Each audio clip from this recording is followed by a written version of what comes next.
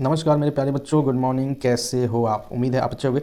तो चलो आर्टिकल्स हम लोग आज पढ़ेंगे मेरे प्यारे बच्चों। एक बात मैं बता दूं कि जो हमारे चैनल पर नए बच्चे आए हैं तो कृपया चैनल को सब्सक्राइब करके बेल घंटी दबा दो। साथ ही वीडियो को लास्ट तक अवश्य देखना और वीडियो को लाइक और शेयर अवश्य करना दोस्तों के पास।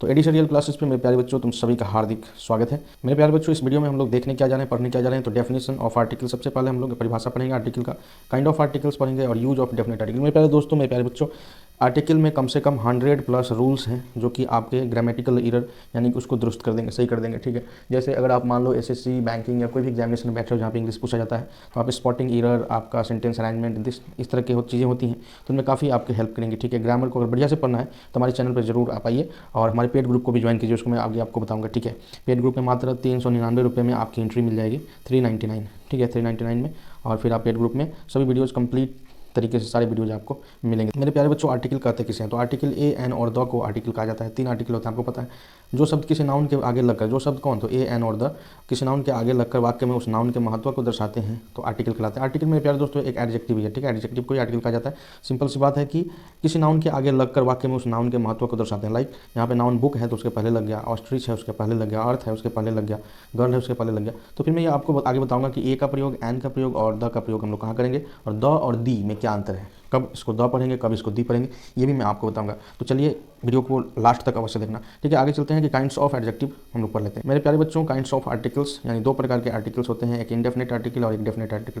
दोनों को याद कर लीजिएगा। ठीक है, अब इंडेफिनिट आर्टिकल के अंदर कौन से आते हैं तीनों में से, और डेफिनेट के अंदर कौन से आते हैं ये मैं आपको डिस्कस कर दूँ। ठीक है, मेरे प्यारे बच्चों, ए और एन को इनडेफिनिट आर्टिकल्स कहा जाता है। ठीक है, ए और एन को इनडेफिनिट आर्टिकल। इनडेफिनिट का मतलब होता है कि अनिश्चित। ठीक है, क्या होता है मेरे प्यारे बच्चों? अनिश्चित। ठीक है ना, तो चलिए, तो उस तरह सेंटेंस में कहीं भी आपको बोध हो तो वहाँ पे ए या एन का प्रयोग कर सकते हैं। ठीक है, तो एन का प्रयोग कहाँ करेंगे ये भी हम लोग रूल में पढ़ेंगे, थोड़ा सा धीरज रखिए। आर्टिकल यानी डेफिनेट आर्टिकल कौन कौन से हैं? तो द जो है वो डेफिनेट आर्टिकल है मेरे प्यारे दोस्तों। सामान्यतः किसी विशेष व्यक्ति, ध्यान रखिएगा, विशेष पर्टिकुलर थिंग्स, पर्टिकुलर पर्सन के विषय में इंगित करता है, उसको पॉइंट आउट करता है, तो उसे हम लोग डेफिनेट आर्टिकल यानी निश्चित, डेफिनेट का मतलब निश्चित होता है, तो डेफिनेट आर्टिकल कहते हैं। ठीक है, यानी किसी निश्चित चीज़ को, यानी कहने का मतलब कि बच्चे खेल रहे हैं तो द चिल्ड्रन हो जाएगा। ठीक है ना, द चिल्ड्रन हो जाएगा, है ना, लड़के खेल रहे हैं द बॉयज़ हो जाएगा। तो पर्टिकुलर चीज़ों को, और कुछ ऐतिहासिक चीज़ें जो होती हैं उनके साथ भी द का प्रयोग होता है, हम लोग नियम में देखेंगे। ठीक है, तो चलिए हम लोग आगे देख लेते हैं कि यूज ऑफ इनडेफिनिट आर्टिकल यानी ए और एन का प्रयोग किन संदर्भों में हम लोग कर सकते हैं, सेंटेंस में कहाँ कहाँ कर सकते हैं। तो मेरे प्यारे दोस्तों, ए और एन का प्रयोग इनडेफिनिट सिंगुलर नाउन के साथ होता है। इनडेफिनिट सिंगुलर नाउन के साथ होता है। जैसे एक नॉर्मल सा सेंटेंस लेते हैं, बिल्कुल बच्चों वाला, कि दैट इज़ ए, और यहाँ पे मान लीजिए पेन लिख देता हूँ। ठीक है, तो ये क्या हो जाएगा? वह कलम है या वह एक कलम है। ठीक है, तो यहाँ पे ए लगा है तो इनडेफिनिट सिंगुलर नाउन, सिंगुलर होना चाहिए, प्लूरल नहीं होना चाहिए, तो यहाँ पे ए का प्रयोग हम लोग कर सकते हैं। ऐसे ही एन का भी प्रयोग हम लोग करेंगे, लेकिन कहाँ करेंगे मैं आपको बताऊंगा।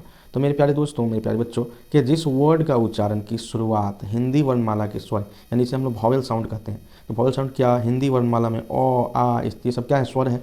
स्वर आपको पता ही है, 11 स्वर होते हैं। तो स्वर वाला उच्चारण हो, है ना, उससे शुरुआत हो, तो उसे हम लोग क्या कहेंगे? वहाँ पे हम लोग क्या लगाएंगे? एन लगाएंगे। क्या लगाएंगे? एन। मेरे प्यारे बच्चों, क्या लगाएंगे? एन लगाएंगे। यानी वॉवेल साउंड से शुरू हो वर्ड तो उसे हम लोग एन लगाएंगे। अब देखिए इसमें कन्फ्यूजन कहाँ होता है? कई सारे बच्चे, आप ये बचपन में पढ़े होते हैं कि ए, ई, आई, ओ, यू, ये वॉवेल होता है ना, तो वॉवेल तो होता ही है, बट इनसे शुरू सारे वर्ड्स के पीछे एन का प्रयोग करते हैं। नहीं, ये बिल्कुल ही रॉन्ग कंसेप्ट है।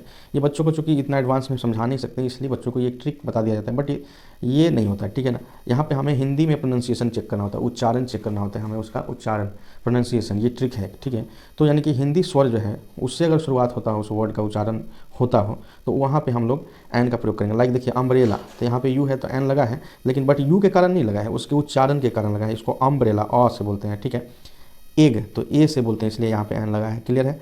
ये देखिए यहाँ पे देखिए आपको और क्लियर हो जाएगा कि एम एल ए तो ए म एम, है ना, तो हिंदी स्वर में आ रहा है इसलिए यहाँ पे एन लगा है, लेकिन एम जो है ये कॉन्सोनेंट है। क्या है? कॉन्सोनेंट है। ठीक है, तो यहाँ पे आपका वो तो तर्क फेल हो जाता है ना, इसलिए यहाँ पे हिंदी स्वर से उच्चारण को पहचानेंगे। ठीक है, एस पी, ठीक है, इस प्रकार से एन एस पी हो जाएगा। तो an umbrella, an egg, an M L A, an S P. Clear? चलिए आगे देख। जी हाँ, उसके आगे का आपका बात वही है कि जिस वर्ड का उच्चारण के साथ हिंदी वर्णमाला के कॉन्सोनेंट साउंड यानी क ख ग घ इन सब साउंड के साथ होता हो, तो उस वर्ड के पहले सिर्फ ए का प्रयोग। क्लियर है? तो जब वो आप समझ गए तो बिल्कुल ही उसका विपरीत है कि अगर वो जहाँ लगेगा तो फिर ए उसके उल्टा ही लगेगा।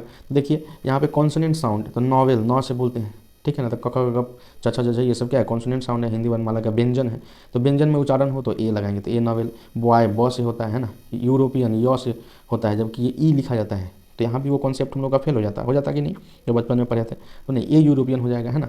तो देखिए मेरे प्यारे दोस्तों, अगर आप कोई भी कॉम्पिटिशन की तैयारी कर रहे हैं तो वहाँ पे एन का प्रयोग में बहुत सारे लोग मिस्टेक करते हैं, ए और एन के प्रयोग में, ठीक है। तो इसको इस बारीकी से बिल्कुल छोटी छोटी चीज़ों पर ध्यान देना होगा, तो ये हम लोग एरर फ्री हम लोग हो सकते हैं, ठीक है। आगे देखो तो दोस्तों, एक और चीज़ मैं आपको बता दूं कि दोस्तों अभी इस आर्टिकल में 100+ रूल्स हैं, ठीक है, जो कि इनडेफिनेट आर्टिकल से ही सिर्फ 50 के आसपास रूल्स हैं, ठीक है, 50+ ठीक है ना।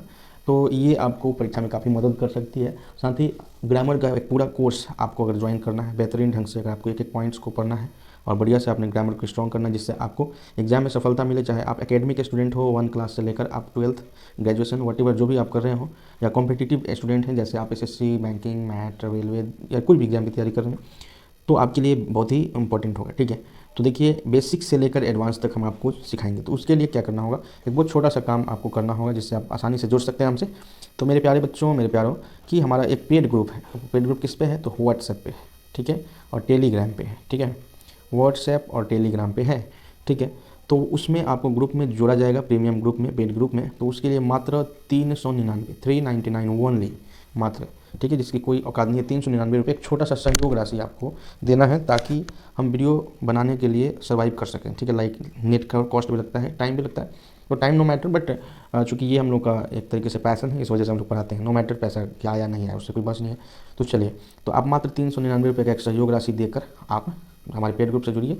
वहाँ आपको क्या मिलेगा, तो वीडियोज़ मिलेंगे, ठीक है, ग्रामर के सारे वीडियोज़ मिलेंगे, सारे लेक्चर वीडियोज़, PDF, ये सब चीज़ें आपको वहाँ पे मिलेंगी, जिससे आप इसका लाभ उठा सकते हैं और किसी भी कॉम्पिटिटिव एग्जाम में इंग्लिश सेगमेंट के लिए आप बिल्कुल ही बेफिक्र रहकर और अपने तैयारी को अंजाम दे सकते हैं, अपने मंजिल को प्राप्त कर सकते हैं। तो मेरे प्यारे दोस्तों, जरा गौर फरमाइएगा, और आप अगर इस कोर्स को ज्वाइन करना चाहते हैं तो 399 कैसे पे करना है ये भी मैं आपको बता देता हूँ। तो पेटीएम या फिर आप फ़ोनपे, कोई भी माध्यम हो, उससे आप इस नंबर पर, यहाँ पर नंबर भी मैं आपको बता देता हूँ, नीचे लिखा भी होगा, ठीक है, ठीक है ना, 9771369768। तो इस नंबर पे, यहाँ मैं नंबर आपको दिखा दूँ, नंबर शायद, रुक जाइए 1 मिनट। तो देखिए यहाँ पे नंबर भी दिया हुआ है, इसको आप नोट कर लें। इस नंबर पर आप ये इतना सहयोग राशि भेजकर और आप इसका स्क्रीनशॉट ले लेंगे जो पेमेंट का होगा, और इसी नंबर पे व्हाट्सएप ग्रुप भी है, उसमें आप सेंड कर देंगे व्हाट्सएप पे, तो मैं आपको ऐड कर दूंगा। डेली उसमें वीडियोज़ आपको मिलेंगे PDF में। तो इससे सस्ता और इतना में आपको नहीं मिल सकता ग्रामर का course, complete basic to advance, ठीक है ना। तो आप भी ज्वाइन कीजिए, आप अपने दोस्तों को भी बोलिए ज्वाइन करने के लिए, और बहुत अच्छा लगेगा। आप हमारी मुहिम के साथ जुड़िए। हम चाहते हैं कि अपना जो नॉलेज है उसको सभी के साथ डिस्ट्रीब्यूट करें, और जिससे सभी अपने अपने मकसद में कामयाब हो। बहुत बहुत धन्यवाद हमारे साथ जुड़ने के लिए मेरे प्यारे बच्चों, मेरे प्यारे दोस्तों। तो चलिए चैनल को सब्सक्राइब करके बेल आइकन अवश्य दबा दीजिएगा, और पूरा वीडियो देखना है तो आप हमें पेड ग्रुप में आइए, वहाँ पर आपका हार्टली वेलकम है। धन्यवाद। जय हिंद, जय भारत। अपना विशेष ख्याल रखिए। जय हो, जय बिहार।